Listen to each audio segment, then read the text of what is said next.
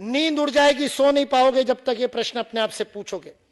मदन लाल धिंगरा आपके जैसा ही गोरा चिट्टा था, बहुत बढ़िया घुंघराले बाल, और खूब मेकअप करता था, खूब फुसफुस करके सेंट लगाता था।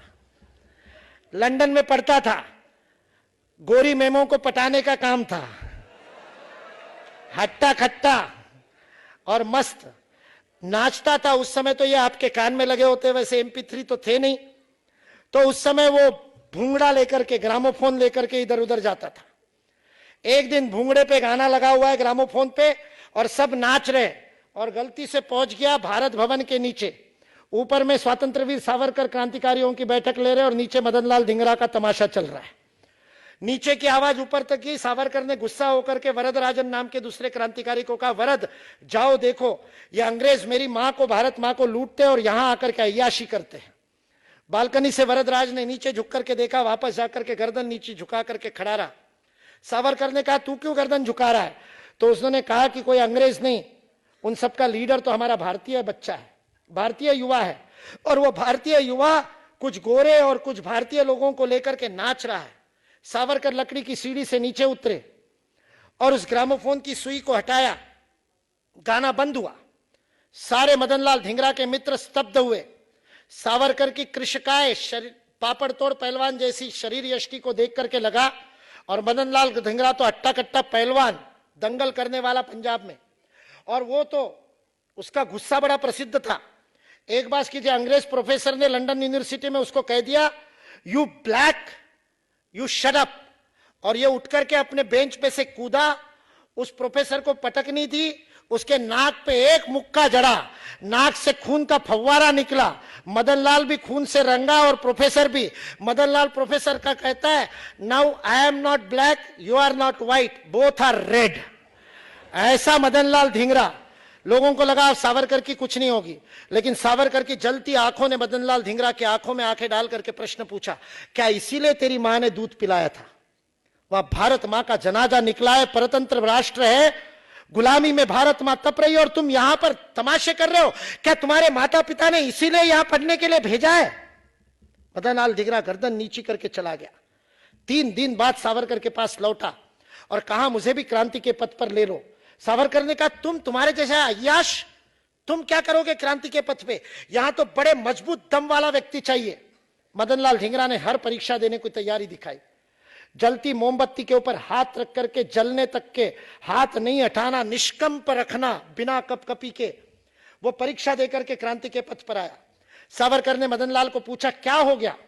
सावरकर को मदन लाल ने उत्तर दिया, आपकी जलती आंखों ने पूछा प्रश्न मुझे सोने नहीं दिया। 3 रात सोया नहीं और अपने आप से प्रश्न पूछता रहा कि मेरा जीवन किस लिए, क्या करने के लिए मैंने जन्म लिया है।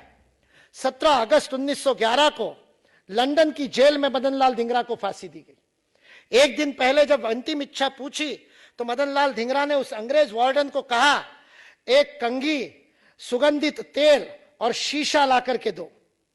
वार्डन ने पूछा, कल फांसी है और आज श्रृंगार करके क्या करोगे? मदन लाल धिंगरा ने उत्तर दिया, मरते तो तुम लोग हो और जाकर के कब्र में दफना दिए जाते हो, मैं तो अभी गया और अभी किसी और मां की कोख से भारत माता की सेवा करने के लिए फिर पैदा हो जाऊंगा।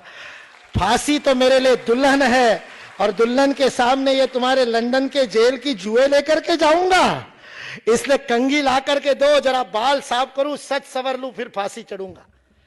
जीवन का लक्ष्य मिल गया। वही मदन लाल धिंगरा जो अय्याशी करने के लिए लंदन गया था, राय बहादुर का बेटा, हराम की कमाई से गया था, लेकिन उस मदन लाल का जीवन बदल गया। एक प्रश्न ने जीवन बदला। और बाद में जब सावरकर उससे मिलने गए, मृत्यु से, फांसी से 15 दिन पहले सावरकर जेल में मिलने गए मदन लाल धिंगरा को, और मदन लाल धिंगरा सावरकर को प्रश्न पूछता है, मेरी आंखों में तुम्हें मृत्यु का भय तो नहीं दिखाई दे रहा? और सावरकर उत्तर देते हैं, मदन, तुम्हारी आंखों में मुझे स्थितप्रज्ञ भगवत गीता के योगेश्वर कृष्ण के स्थितप्रज्ञ भाव दिखाई दे रहे।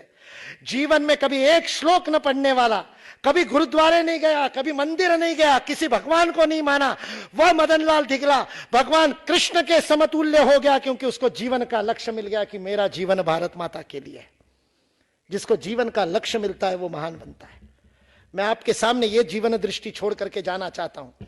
अंतिम एक क्लू देकर के जा रहा हूं, एक सूत्र देकर के जा रहा हूं। मैंने ये उदाहरण दिया था, ये माइक आवाज ग्रहण करता है, ये इसका पर्पस है, लेकिन ये किसकी आवाज ग्रहण करता है? ये वक्ता की आवाज ग्रहण करता है, इसकी अपनी खुद की कोई आवाज नहीं। यदि गलती से इसकी खुद की गुर्र आवाज शुरू हो जाए, विसल बजाना शुरू कर दे, न्यूसेंस नॉइस आ जाए इसका, वो टेक्नीशियन उठा करके फेंक देंगे। सेल्फिश होते ही इसकी वैल्यू खत्म। जब तक ये दूसरे की आवाज ग्रहण कर रहा है तब तक इसकी वैल्यू है। मनुष्य होते हुए यदि खुद के लिए जिए तो क्या जिए? सड़क पर घूमने वाला कुत्ता ट्रक के नीचे कुचल करके मर जाता है, भूखा नहीं मरता, पेट तो वो भी भर लेता है। मनुष्य होकर के केवल पेट भरने के लिए, और हम में से अधिकतर को तो पेट भरने की चिंता नहीं है, हमने सपने यदि जेब भरने के लिए ले रखे हो जीवन में। यदि जेब भरने के लिए जिए तो क्या जिए? इसलिए जीवन का लक्ष्य खोजना है तो यह खोजना कि मेरा कंट्रीब्यूशन क्या होगा, मैं दुनिया को क्या दूंगा, मैं समाज को क्या दूंगा, मैं परिवार को क्या दूंगा, मैं देश को क्या दूंगा। केनेडी ने पूछा था, don't ask what America shell give you, ask what you shall give America. और 63 में मंदी की मार झेल रहा अमेरिका 6 साल के अंदर मैन ऑन मून का प्रोजेक्ट लेकर के पूरा परिवर्तित हो जाता है, क्योंकि अमेरिका की यूनिवर्सिटीज को केनेडी ने कहा, अमेरिका के लिए रिसर्च करो, खुद के लिए नहीं। खुद के एपीआई के पॉइंट्स बढ़ाने के लिए मत लिखो रिसर्च पेपर, लिखना है तो देश के लिए लिखो, that is research for resurgence. Kennedy के एक आह्वान पे 6 साल अमेरिका खड़ा हो गया। आज टेक्नोलॉजिकल सुपर पावर है, आर्थिक में तो डूब गया, लेकिन टेक्नोलॉजिकल सुपर पावर आज भी है। क्यों? क्योंकि सारा देश देशभक्ति से भरा हुआ है। एक बात के कारण अमेरिका आज जीवित है, पेट्रियोटिज्म। क्योंकि उनके एजुकेशन सिस्टम में कूट कूट करके भर दिया जाता है कि तुम तुम्हारे देश के लिए हो। इसलिए यह उदाहरण मैंने दिया। आपको अपने जीवन का लक्ष्य खोजना है तो मैं क्या बनूंगा को मत खोजो, मैं क्या दूंगा को खोजो। Where I can contribute the best, which is the field, which is the area, which is the function, which is the act in which I can give best of me. मेरा मैं सर्वोत्तम किस काम में दे सकता हूं, वो मेरे जीवन का ध्येय है, वो मेरे जीवन का लक्ष्य है। वो जिस दिन जाग जाए, आपके अंदर का सोया हुआ हनुमान भी जग जाएगा।